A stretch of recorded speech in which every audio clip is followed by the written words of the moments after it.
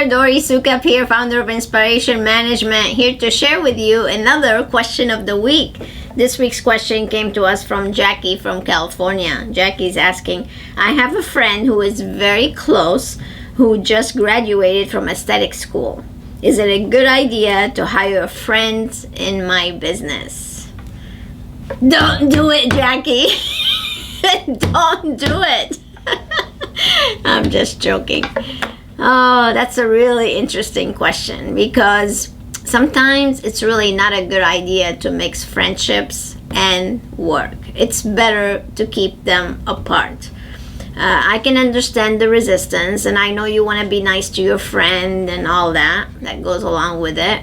But seriously, it's probably best that you don't join forces, because it's going to be very difficult for you to manage the friend because of that relationship. Now, unless you guys can totally keep this separate, where when she comes to work, she's no longer your friend, she's your employee. If you could truly separate that and be able to treat her as an employee, and she understands that you're not her friend at work, she is your employee, then maybe you could make this work.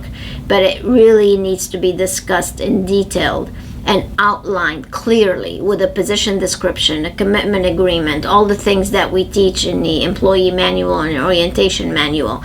So everything has to be super clear. How she's going to get paid, how she's going to be evaluated, how you're going to feel when you sit down across from her and you're trying to do an evaluation of her work.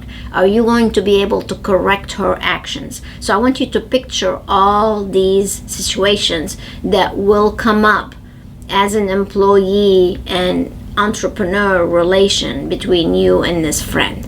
So there's a lot to take into consideration. But ideally, especially since she just got out of school, you might want to have her go work somewhere else. So if she does come back to you, then she appreciates you that much more. So that might be also another option for her to go work somewhere else for a little bit and then come to you.